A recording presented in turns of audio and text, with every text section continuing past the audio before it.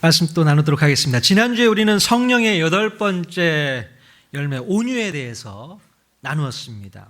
자, 모든 성령의 열매가 마찬가지지만 특별히 온유의 열매는 주님과 온전히 동행할 때 맺을 수 있는 성령의 열매인 것입니다. 여러분, 온유하고 겸손한 사람은 어떤 사람이라고 제가 말씀드렸어요? 마치 어린아이와 같은 모습으로 하나님을 의존하는 사람. 결코 내 스스로 뭔가를 하려고 하지 않고 하나님의 인도하심을 철저히 따르는 사람이 진정으로 온유하고 겸손한 사람이고 또 정말 영적인 실력이 있는 사람의 모습이라고 말씀을 드렸습니다. 지난주에 함께 나누었던 말 중에요, 온유와 관련해서 무척 도전이 되는 말이 있었잖아요. 기억하십니까? 한번 보여주시죠. 자, 같이 한번 읽겠습니다. 시작. 상대방이 만만하게 보인다면 그 사람은 이미 당신을 배려하고 있는 것이다. 자, 이 말 뜻이 무슨 뜻인지 아시겠습니까? 늘 만만하게 보여서 누구에게라도 갑질의 대상이 될 수 있는 사람이 있다면 이미 그 사람은요, 나를 배려하고 있는 높은 수준에서 살고 있다라는 것입니다.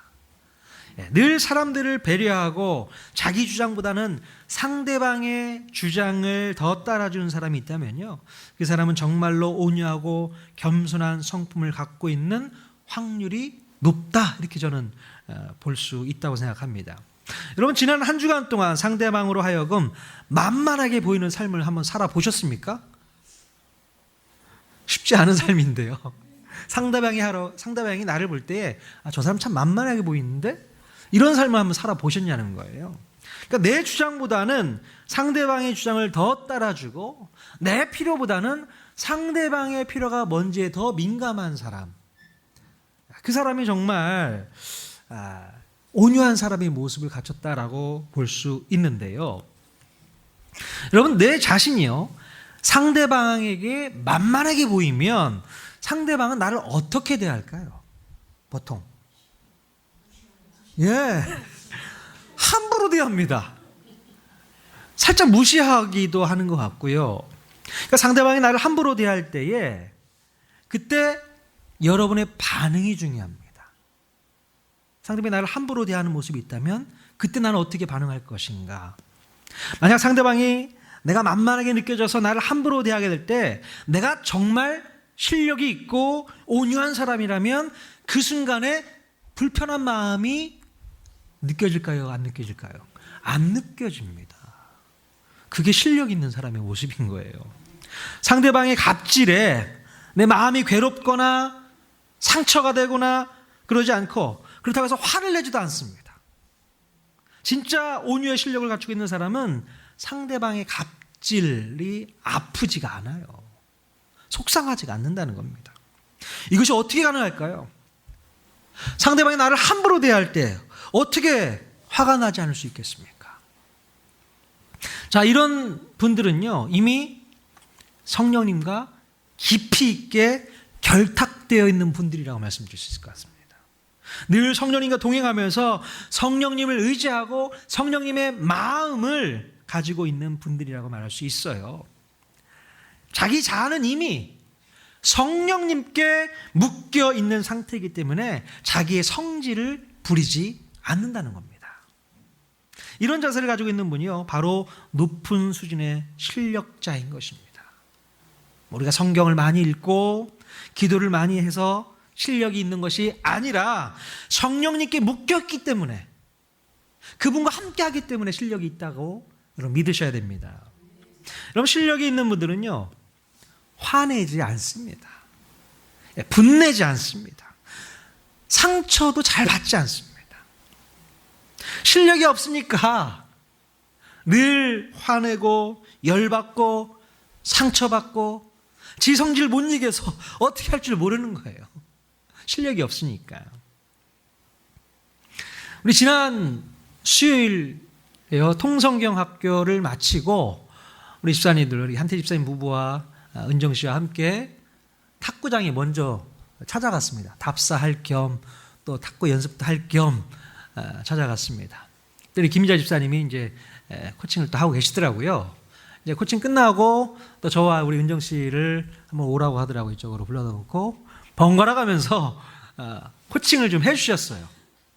와, 너무 재밌게 잘 쳤습니다. 제가 탁구를 잘 치는 그런 저기가 아닌데 그날 탁구를 너무 제가 잘 쳤어요. 제가 그렇게 탁구를 잘 치는지 몰랐습니다. 왜 그래요? 제가 잘 쳐서 잘 치는 겁니까? 그럼요. 우리 집사님께서 코칭을 너무 잘해주는 거예요. 공을 너무 잘 받아주십니다. 제가 잘 치기에 적당한 곳으로 공을 던져주시니까 제가 그냥 마음껏 쳐도 잘 넘어가더라고요. 저는 제가 실력이 있는 줄 알았습니다. 착각을 할 정도로. 한참 연습을 하다 보니까 야, 이 정도면 조금만 가서는 왜 한태희 집사님 정도는 뭐 죄송해요. 자, 그만했어요. 만만하게 보이더라고요. 한태희 집사님은 좀 그렇고 우리 은정 씨 저보다 한 주 더 일찍 가서 배웠는데 은정 씨 정도야 제가 뭐 서로 경쟁 상대가 되는 느낌이 있잖아요. 은정 씨 정도는 제가 이길 수 있겠다 뭐 이러면서 열심히 이제 받아치다 보니까 그냥 잘하시는 분들하고도 한번 쳐봤으면 좋겠다 뭐 이런 생각도 들고 참 실력 없는 사람이요 어떤 특징이냐면 이기려고 해요. 경쟁심을 느껴서 막 이기려고 하는 거예요. 근데 고수들은요 굳이 이길 필요가 없습니다. 뭐 고수는 그거에 연연하지 않습니다. 그런 우리의 모습들을 바라보면서 여러 가지 많은 것을 제가 깨닫게 되었어요. 자, 근데 여러분요, 상대방이요, 나를 함부로 대할 때 고수들은요, 그냥 웃어 넘깁니다. 고수들은 그냥 웃어 넘겨요. 그런데 하수들은요, 어떻게 반응을 하냐면 두 가지 유형으로 반응을 하게 됩니다. 첫 번째 반응은 니까짓 게 뭔데 나를 이렇게 함부로 대해? 이렇게 반응을 하게 돼요. 그러니까 공격적인 태도로 반응을 한다는 것이죠. 상대방이 내 위에서 갑질하는 꼴을 못 봅니다. 그래서 상대방을 뭉개버리기 위해서 오히려 공격하게 된다는 것입니다.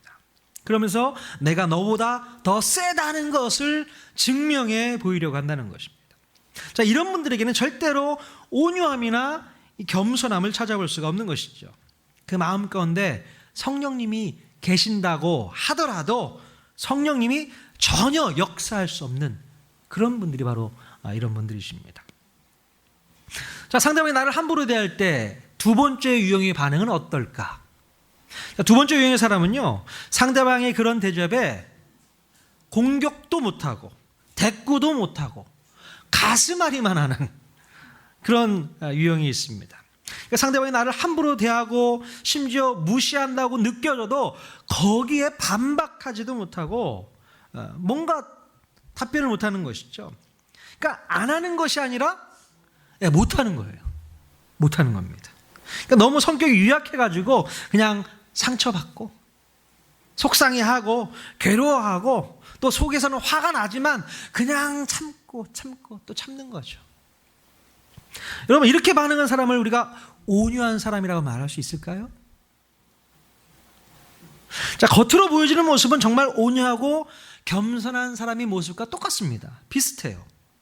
하지만 공격적이지도 않고 또 유순하고 상대방을 이겨먹으려고 하지 않으니 겉모습은 유순해 보일 수는 있습니다. 하지만 실상은 마음속으로 벌써 자기를 함부로 대하는 사람에게 칼을 갈고 있어요. 마음속으로. 꼭 이런 사람은요, 강자 앞에서는 비굴합니다. 약자 앞에서는 갑질을 하려고 하는 것이죠. 그런 모습이 바로 이 두 번째 유형의 사람이라고 볼 수 있습니다. 최근에 PC방 살인사건이 국민적 공분을 사고 있습니다. 그러니까 가해자였던 김 씨가요, PC방에서 아르바이트를 하고 있던 피해자를 불친절하다는 이유로 흉기를 가지고 와서 한 30여 차례 찔러서 잔혹하게 살해한 사건이 발생을 했습니다. 그러니까 가해자였던 김 씨의 그 행위를 보면서요, 평상시에 속 깊은 곳에 분노심이 자리 잡고 있다가 그러니까 내가 함부로 대할 수 있는 사람이 나타났을 때에 그것을 발견하고 분노심이 터져나왔던 것이 아닌가. 제 나름대로 그렇게 한번 생각을 해봤습니다. 어떻게 할 줄을 모르는 거예요. 강자 앞에서는 비굴 하고 약자를 봤을 때는 그냥 갑질의 모습으로 돌변하게 되는 것이죠. 자, 여러분 앞에서 말한 이 두 가지 유형을 모두 살펴보면요, 겉으로 보여지는 모양은 달라도요, 같은 죄의 본성을 뿌리에 두고 있는 것을 우리가 알 수 있습니다.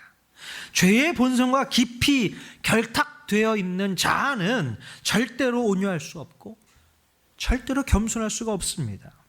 잠시 잠깐 온유한 척 또 겸손한 척 보일 수는 있지만 그것은 절대로 성령님께서 주도해서 맺게 하신 열매가 아니라는 겁니다. 자, 오늘 우리가 읽은 본문에서 보면요, 하나님께서 모세를 평가하는 내용이 나옵니다. 자, 3절 같이 한번 읽어볼까요? 같이 읽겠습니다. 시작. 예. 자, 이 말은요, 하나님께서 인정한 온유의 사람이다라고 말씀하시는 것이죠. 그러니까 그만큼 하나님과 깊이 있게 결탁되어져서 함부로 자기의 성질대로 하지 않고 하나님의 마음과 성품으로 사람들을 대했다라고 모세를 볼 수 있는 것이죠. 자, 민수기 12장 8절 말씀 또 같이 읽겠습니다. 시작. 네. 자, 이 모습을 보게 되면요, 하나님께서 모세를 변호해 주는 이야기인데요. 자, 모세는 내가 그와 대면해서 명백히 그에게 모든 말로 전달을 했고 그가 내 얼굴도 봤어, 내 형상도 봤어. 이렇게 하나님께서 모세를 변호해 주는 내용이 그 뒤에 나온다는 것을 우리가 볼 수 있습니다. 그만큼 모세는 하나님과 긴밀하게 교제하고 있었고 하나님의 뜻을 잘 알고 있었고 또 그 말씀에 순종했던 모세의 모습을 우리가 볼 수 있게 되는 것이죠. 자, 그러면 오늘 본문에서는 모세에게 어떤 일이 있었는지 한번 우리가 살펴보도록 하겠습니다. 자, 1절 말씀에 보니까요, 모세가 굿수 여인을 취하여 결혼을 하게 됩니다. 자, 그러자 모세의 누나와 형, 누굽니까? 미리암, 그리고 아론. 자, 누나와 형이 모세를 비방하고 나서게 되죠. 자, 모세가 굿수 여인을 취한 것에 대해서는 해석이 두세 가지 정도 있습니다. 자, 첫 번째는요, 여기에 나오는 굿수 여인이 바로 모세의 아내 십보라라는 해석이 있습니다. 자, 이 십보라는요, 모세가 하나님의 부르심을 받기 전에 미디안 광야에서 모세가 40년 동안 살 동안 그때 아내를 만났었죠. 자, 그러다가 모세가 이제 하나님께 부름을 받고 애굽으로 들어갈 때쯤에 모세는 출애굽기 4장에서 그 아들을 할례를 행하지 않음으로 말미암아 모세가 큰 일을 당할 뻔하게 됩니다. 바로 그때 십보라와 아이들은 애굽으로 함께 가지 않고 다시 미디안으로 돌려보내게 되었다는 것입니다. 자, 그 후에요, 출애굽기 18장으로 가서 보시면, 자, 나중에 출애굽을 하고 광야에 있을 동안 출애굽기 18장에서 모세의 장인 이드로가 자기 딸 십보라죠, 그 딸과 손주들을 데리고 모세에게 그때 찾아오게 됩니다. 자, 이때 당시에 이제 구스라고 하는 지역을 우리가 한번 살펴봐야 되는데, 이 구스라는 지역은 우리가 흔히 알고 있는 에디오피아 지역을 구스라고 우리가 얘기를 하는데요. 자, 바로 미디안 지역 안에서도요, 구스라는 동네가 똑같이 있었다라는 얘기입니다. 그래서 이 십보라를 굿수 여인이라고 해석을 한다고 합니다. 자, 모세가 민족을 이끌고 출애굽을 한 뒤에 십보라가 아이들과 함께 뒤늦게 찾아와서 이제 그때 아론과 미리암을 처음 만나게 되었고요. 그러면서 또 뭔가 문제가 불거져 있지 않았나. 그래서 오늘 본문 말씀에서 그렇게 모세를 비방했던 것이 아닌가, 그렇게 추측하는 해석이 있습니다. 또 다른 해석은요, 자, 모세의 아내 십보라가 죽고 나서 모세가 새로운 굿수 여자와 재혼을 했다는 해석도 있습니다. 그래서 이것이 빌미가 되어서 아론과 미리암이 모세를 비방하게 되었다고 보는 그런 견해가 또 있어요. 자, 그런데 이 본문에서 중요하게 다룰 핵심이 있습니다. 자, 그것은 바로 뭐냐면 모세가 구스 여인과 결혼했다, 이것 때문에 문제 삼지는 않아야 한다는 거예요. 문제는 왜 미리암과 아론이 모세를 비방했는가에 대한 의문을 가져야 되는 겁니다. 자, 그런데 2절 말씀을 읽어보면요, 미리암과 아론이 모세를 비방했던 핵심이 나오게 되는데, 그 핵심은 단순히 모세가 구스 여인을 취한 것 때문이 아니었고 다른 깊은 이유가 있었다는 겁니다. 우리 2절 말씀 같이 한번 읽어보겠습니다. 시작. 예. 자, 미리암과 아론이 모세를 비방하는 이유는 모세가 결혼한 문제 때문은 아니었다는 거예요. 자, 정작 그들의 속셈은요, 그것을 빌미로 삼아서 모세의 권위와 리더십에 도전하고 싶었다라는 겁니다. 그러니까 하나님께서 모세에게만 말씀하신 것이 아니라 우리에게도 말씀하지 않느냐. 그 얘기가 무슨 뜻입니까? 한마디로 말하면 그러니까 모세만 하나님과 친한 것이 아니라 우리하고도 하나님 얼마든지 친하게 지낼 수 있고 그분이 우리에게도 말씀하시지 않느냐, 그렇게 이야기를 하고 있는 것이죠. 자기들도 모세만큼 영적으로 세다라는 것을 증명하고 싶어서 이런 빌미를 만든 것입니다. 아마도 미리암과 아론은요, 그러니까 모세와 동격의 대우를 받고 싶었는지 모르겠습니다. 그래서 엉뚱한 문제 가지고 와서 모세에게 흠집을 내고 있는 것이죠. 그러나 이제 모세, 온유의 고수가 볼 때는 좀 하찮죠. 그냥 아무런 답변도 하지 않습니다. 이때 모세의 반응이 어땠는가? 자기를 공격하고 비방하고 흠집을 내려고 하는 최측근의 이 계략에 열받지 않았다는 거예요. 웬만하면 이런 상황에서 감정이 상하게 되고 결국 큰 소리가 나서 싸움이 벌어져야 정상인데, 모세는요, 그 상황에서 아무런 대꾸도 하지 않고 오직 하나님의 뜻을 기다리게 됩니다. 여러분, 보통 이런 상황에서는요, 가족이고 뭐가 없잖아요. 아무리 형이고 누나지만 자기에 대해서 함부로 말하고 비방하는 것에 대해서 그냥 가만히 있을 사람이 몇 명이나 되겠습니까? 서로 공격하고 흠집내고 싸우죠. 자, 그러나 온유함과 겸손함의 고수였던 이 모세는요, 하수들의 공격을 그냥 받아주고만 있었다는 것입니다. 어쩌면 오히려 하나님의 진노가 그들에게 내려질까 봐 미리 걱정하고 있었는지 모르겠어요.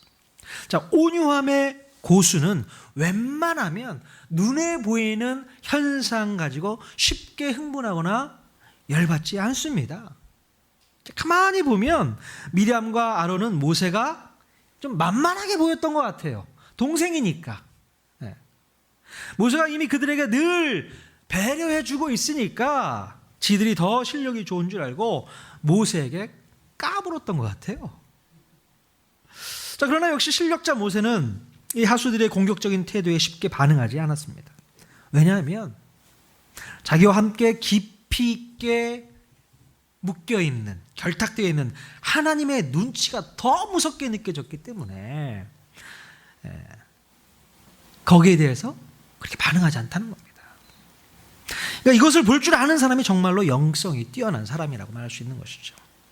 여러분, 영적인 실력은요, 내가 성경을 얼마나 알고 있는가, 내가 교회를 얼마나 오래 다녔는가, 내가 얼마나 전도를 많이 했는가, 내가 얼마나 수준 높은 기도를 하는가, 그런 거에 달려있지 않다는 겁니다.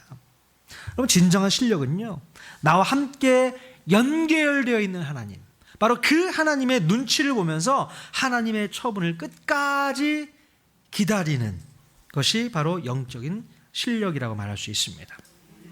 여러분, 모세가 참으로 온유한 사람이었지만 정말 모세를 화나게 하는 일이 없었을까요? 그때도 있었네요. 바위. 자, 정말 모세에게 화가 나는 상황이 또 나중에 이제 또 벌어지게 되는데요.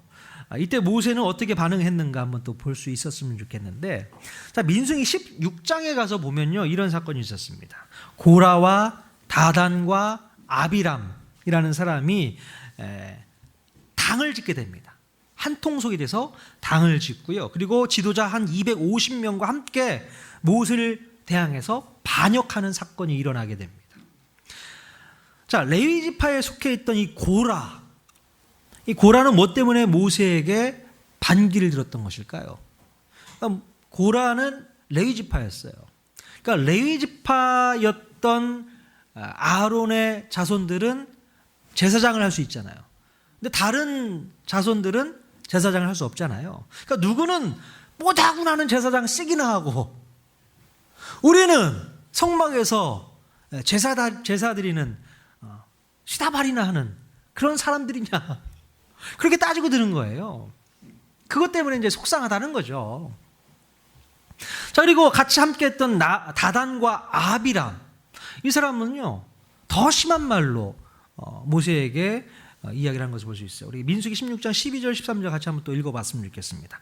같이 읽겠습니다. 시작. 네가 우리를 젖과 꿀이 흐르는 땅에서 이끌어내어 광야에서 죽이려 함이 어찌 작은 일이기에 오히려 스스로 우리 왕이 되려 하느냐. 예. 자, 여러분 보시면요, 내가 우리를 젖과 꿀이 흐르는 땅에서 이끌어내요. 이게 무슨 말입니까? 그러니까 지금 다단과 아비람의 말은요, 노예살이로 혹사당했던 그 이집트, 애굽을요 젖과 꿀이 흐르는 땅이라고 표현하고 있는 거예요. 완전히 삐뚤어졌잖아요 지금. 왜 이집트에서 평안히 잘 먹고 잘 사는 사람들을 억지로 끌고 나와서 광야에서 이렇게 죽게 하느냐는 겁니다. 그리고 이거보다 더 심한 말은요, 네가 우리에게 왕이 되려고 하는 것이 아니냐, 그렇게 얘기를 하는 겁니다. 그러니까 모세는요 이렇게 모함하는 말을 서슴없이 꺼내게 되는 것이죠. 그러니까 모세가 권력을 남용하고 있고 독재자처럼 군림하려고 한다는 주장을 하게 되는 것입니다. 그리고 그 뒤에 계속 읽어보면 알겠지만 모세가 능력이 없다는 등 백성들을 상대로 사기를 친다는 등 이런 험담을 하게 되는데요. 14절 정말 그런가 한번 읽어보도록 하겠습니다. 시작. 이뿐 아니라 네가 우리를 젖과 꿀이 흐르는 땅으로 인도하여 드리지도 아니하고 밭도 포도원도 우리에게 기업으로 주지 아니하니 네가 이 사람들의 눈을 빼려느냐? 우리는 올라가지 아니하겠노라. 예. 자, 네가 우리를 젖과 꿀이 흐르는 땅으로 인도하여 드리지도 아니하고 밭도 포도원도 우리에게 기업으로 주지 아니한다. 너 능력 없는 거 아니냐는 것이죠. 능력도 없어가지고. 또 뒤에 보면 네가 이 사람들의 눈을 빼려느냐? 이게 무슨 말입니까? 눈을 빼려느냐. 히브리어 속어인데요, 이 말은 상대방을 속인다 이런 뜻입니다. 그러니까 사기꾼이다 그런 얘기를 하는 거예요. 자, 반역자들은요 모세에게 너무나도 심한 말로 험담을 늘어놓고 있습니다. 모세는 그들이 왜곡된 내용을 가지고 억지 주장을 하면서 인신공격을 하니까 너무 마음이 어떨까요? 괴롭죠. 그러니까 온유함이 넘치는 모세라고 할지라도 이런 말을 듣고서는 평정심을 유지하기가 쉽지 않았을 것입니다. 네가 우리의 왕이나 된 줄 알아? 자, 이 얘기가 어디서 많이 듣던 얘기 같아요. 예전에 모세가 애굽에 있을 때에 네가 우리의 재판장이라도 된 줄 알아? 예, 그 생각이 번쩍 났을지도 모르겠습니다. 여러분, 출애굽한 이스라엘 백성들이 세운 나라가 무슨 나라입니까? 제사장 나라예요. 제사장 나라의 왕은 누구세요? 하나님이시잖아요. 하나님만이 왕으로 섬기고 있는데 네가 우리의 왕인 줄 알아? 그러니까 모세는 그 말이 너무나도 속상한 거죠. 하나님이 왕이셨는데. 자, 그래서 모세는요 하나님께 하소연을 하게 되는데 바로 제사장 나라의 법을 들고 와서 하나님 앞에 하소연을 하는 걸 볼 수 있습니다. 자, 민수기 16장 15절 말씀 같이 또 읽겠습니다. 시작.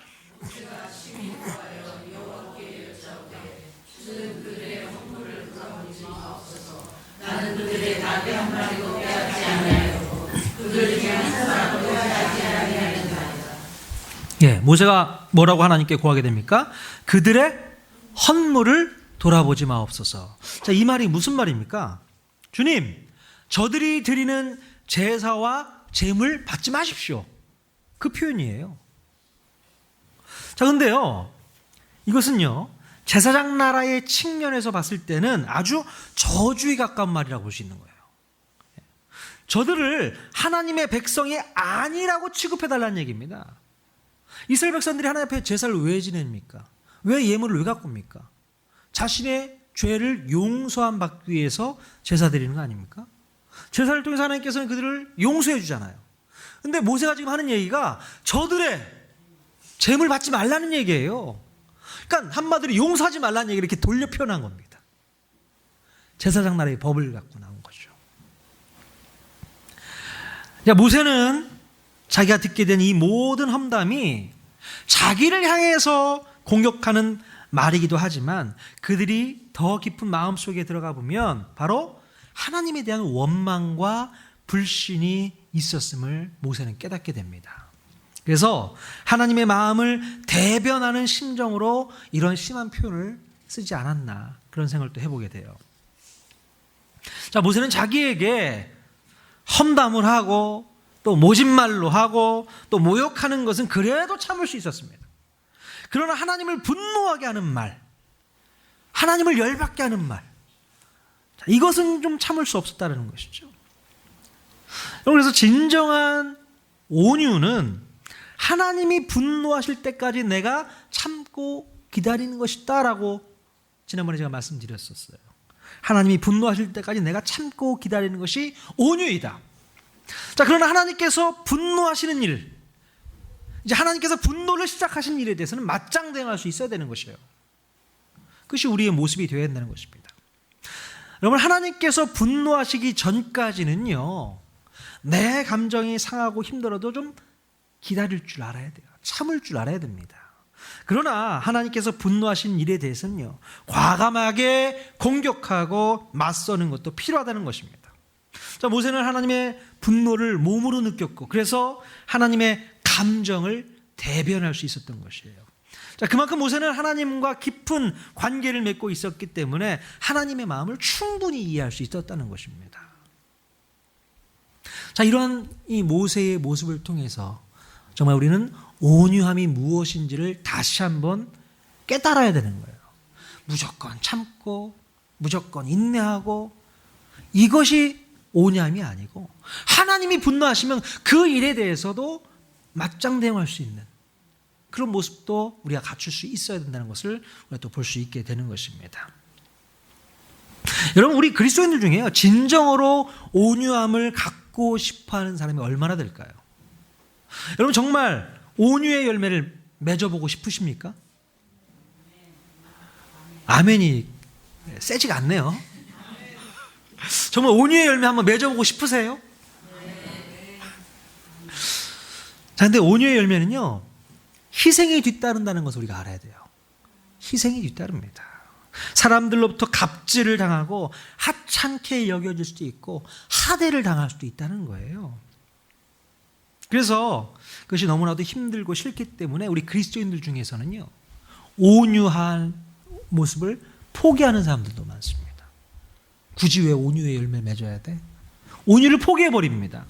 심지어 우리 자녀들에게 온유함보다는 더 강해져야 되고 더 세져야 된다고 또 맞서 싸워야 된다고 얘기하는 부모들이 많이 있잖아요.